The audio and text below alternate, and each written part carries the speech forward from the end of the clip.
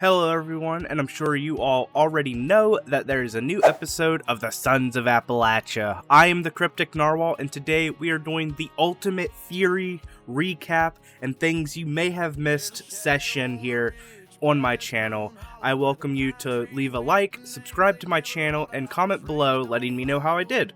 And without further ado, let's get into it.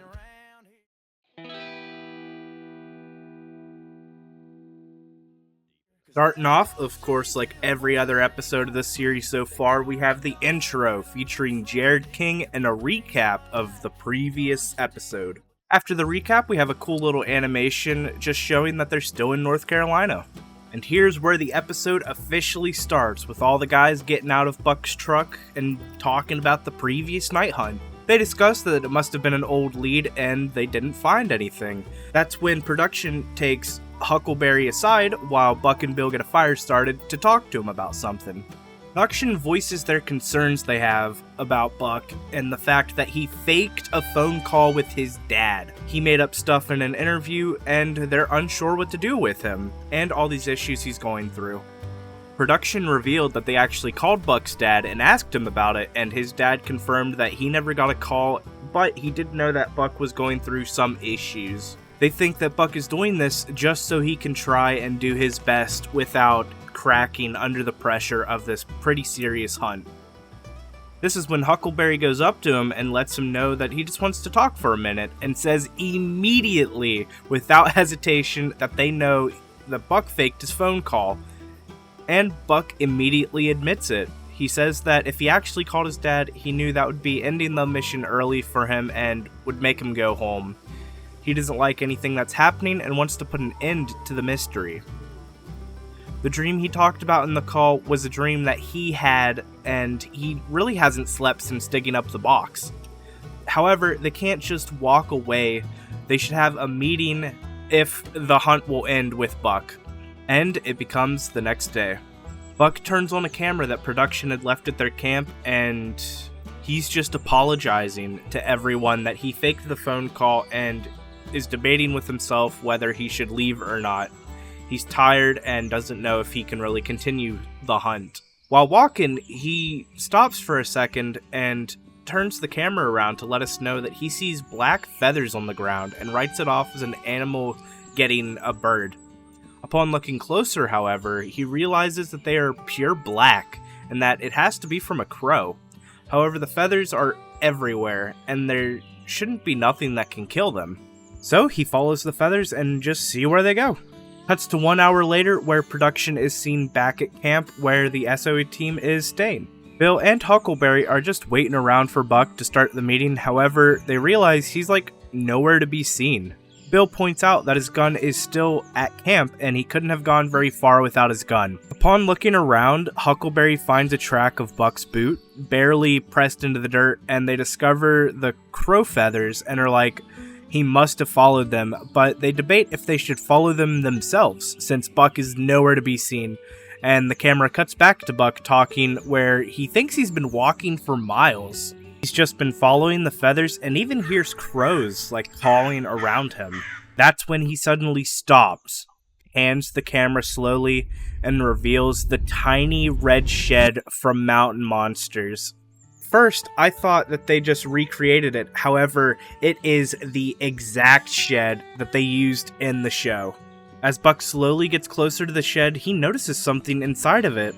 That's when it's revealed to be some kind of satanic ritual with candles, a goat skull with red markings, and one long spear-like finger sitting in a box with stones under it and their names, with carved portraits of the SOA team. That's when Buck pans the camera around with the witch standing right behind him.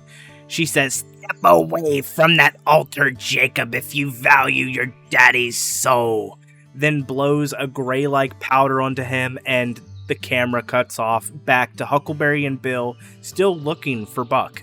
However, they have also reached back to the red shed, and they realize something is up and load their guns, approaching the building very slowly. They call out the fact that the woods feel much darker than they should, revealing they are once again in the dark forest. As they grow closer, Bill sees something, and Huckleberry realizes that's Buck laying on the ground.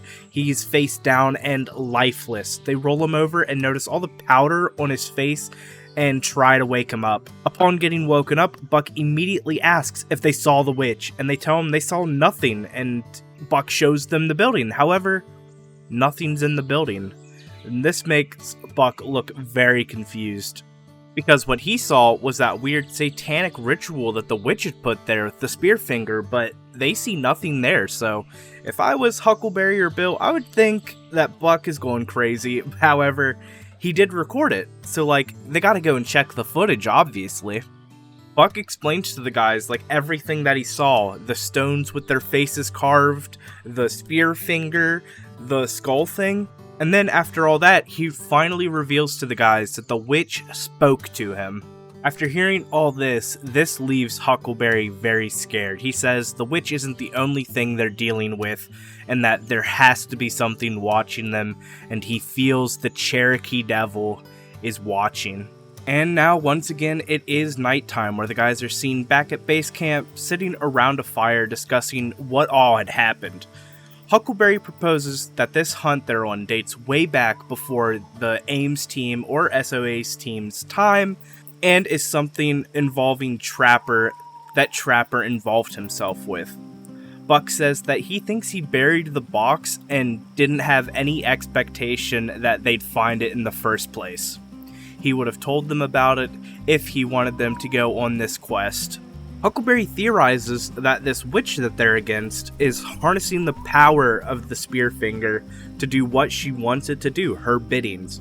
And this is when Buck theorizes on his own that, she could have been dead for years, and that he saw the finger of Spearfinger, and they think back to when it all started, with the list of creatures that they were supposed to go after to find Spearfinger. He didn't realize that Spearfinger was the actual Spearfinger instead of the creature. And that is a huge plot point. They were never after the Spearfinger. They were after the Spearfinger, the actual finger, this whole time. When they would bring up the Spearfinger to Trapper in the past, he'd start daydreaming as if he was just thinking about what was just said. Buck went back to the episodes, and Bill too, to watch the episodes and noticed it. They didn't push the hunt as hard as their previous hunts that they were doing during Season 6. It seems like Trapper was trying to protect them, to avoid whatever they were after, and after this meeting, it was decided that it'd be best to call it a night and then get some sleep for all the guys. That was until the camera started rolling, watching Bill taking guard. You could see Bill just posted up, keeping watch for the night, seeing if he could see anything. And Bill, of course, looking around, started to hear some jingling in the distance. And he's like, hey, switch that camera to IR to see if you could see anything. And they do, but there's nothing there. And they both confirm that they can hear the jingling, so it's not just like a Bill only hears it and the cameraman doesn't kind of thing. And it's very interesting. They're both very on edge for a solid minute at the bell jinglings that they keep hearing. And there's a sudden cut to Bill walking around by himself because the cameraman had to go to the bathroom, and that's when we see it. The witch slowly lurking behind Bill without Bill even knowing. He's completely unaware while this witch is just sneaking up behind him. When the cameraman comes back, Bill is still hearing these bells, so he goes off and investigates into this big open field where he's hearing more bells. And then he starts hearing bells behind him, and to the left of him, and to the right of them, and there's bells everywhere at this point. So he's immediately calling out for Buck and Huckleberry to go out there and help him because he's unsure what he's going up against. They hurry in and get back to back, making sure they're all protected of each other. And that's when they see it again, the scarecrow standing over a fire. And then they see the witch watching them in the woods. They both suddenly disappear, and it cuts immediately to the next day. They're all now talking about what they experienced the night before, and where the witch and scarecrow were standing. And Huckleberry mentions that they couldn't cross over the ring of salt he'd put around camp. Buck realizes then that he lost his necklace that he was given by Huckleberry to use for protection against these Cherokee creatures. They do notice something hanging in the woods behind them, and it turned out to be his necklace and like a shrine with crow feathers, and Huckleberry tells him that the witch drained all the power from it, meaning that it can't protect him anymore.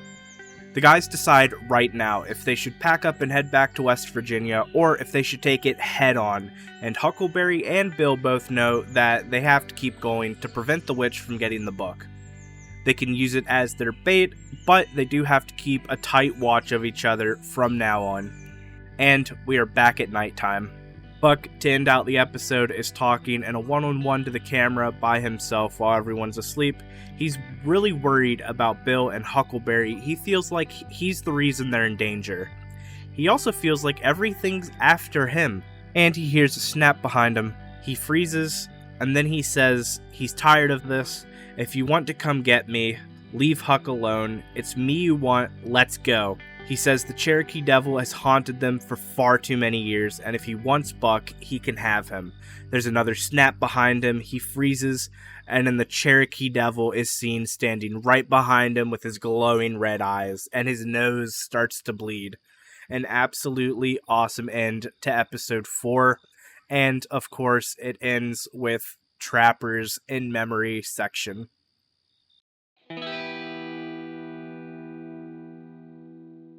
So originally, when I was first working on my theory section, I had like 2 ideas on things to talk about. However, I now have like a full 2 pages of theories, ideas, explanations for things, and it's quite a lot. So I think in the future, I'm going to do my theory videos separate from my recap videos, because I'm getting like a lot of theories now.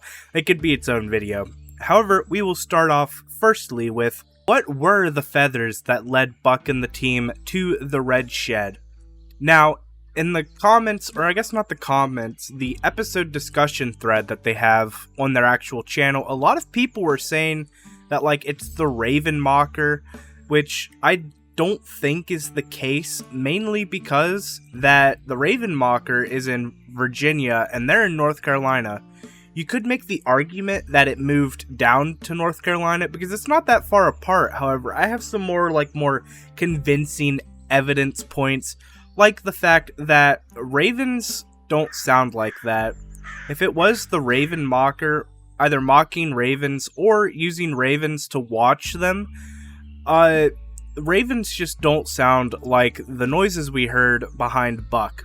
These are just like crows. Pretty much. Crows have a lot higher pitched, like, calling. I don't really know what it would, chirping? I'll just say chirping. They have a lot higher pitched chirping, while ravens sound like this. They do not sound the same at all. Also, crows are strongly associated with witchcraft as symbols of wisdom, transformation, or messengers between worlds. We know the witch can go between worlds, as we've seen in episode 3, so I really do think that these are crows that we see instead of ravens. Another theory is like, why does the witch have the spear finger, and what was that ritual she was doing? I think she had that ritual set up to resurrect the full spear finger from just her finger, which is why they must find the spear finger and stop the witch from doing this. I feel like if she was successful in resurrecting the spear finger, that would cause a lot of problems with monsters everywhere. I had a theory on the cultists, the Scarecrow people's involvement with all of this. However, they're at the end of episode 4. I'm unsure what the Scarecrow people want. The Scarecrow people were there, or I guess person was there with the witch at the very end, and they both disappeared at the same time.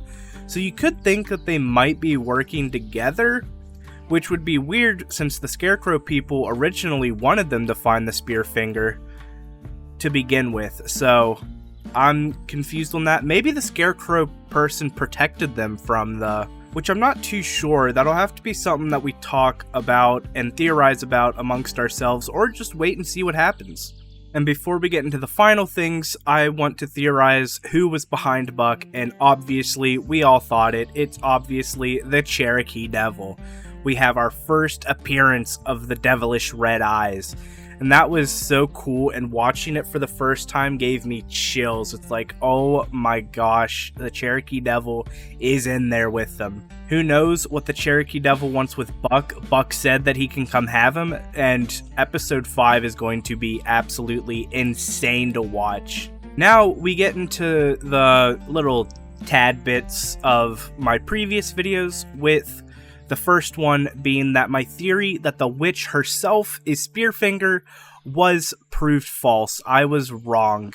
The witch isn't Spearfinger, however, she does own the Spearfinger. So that'll be something we'll have to watch and see what she does with in the future. Something that is unknown at the current moment is who are the people in the black robes. I called them bathrobe people in the last video, but they are in fact black, confirmed by the SOA team themselves. So thanks for leaving that comment. But we didn't see them at all this episode, unless I missed it. I might have easily missed it because I missed a couple appearances of them in the last video. So I don't see them, but they could be around still. It's just I didn't notice anything of them. That's why they're unknown at the moment in my notes. To ask ourselves is, what is the witch's obsession with Buck's father? She was mimicking, or the Cherokee Devil was mimicking his father's voice, and she even mentioned his, existence to Buck right before she knocked him out after finding the ritual in the red shed. And then the final question to ask ourselves is, why didn't Trapper want them to find it? Why did Trapper hide this book from the guys? Why didn't he make any of this known to them before them finding it? This is something I thought about and tried to theorize about. Maybe it was just simply to protect them, but I do think the story goes a lot deeper than we all think. And I'm sure we'll find out why Trapper hid this from them in the future. However, I think that is all of my stuff for now.